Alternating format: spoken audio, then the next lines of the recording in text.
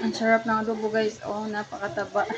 Tapos may itlog. Binigay ito ng kapitbahay namin guys na ano, Pilipina din. Ininit ko siya. Ang taba oh. Ito yung paborito ng amo ko, ganitong taba.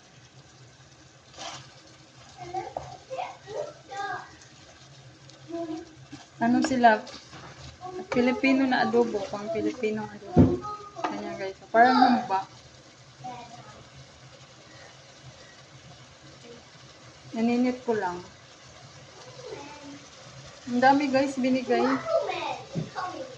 Kaysa itapon doon niya, sabi ko ba't mo itapon? Sayang naman. Gustong gusto din ko ng alaga ko.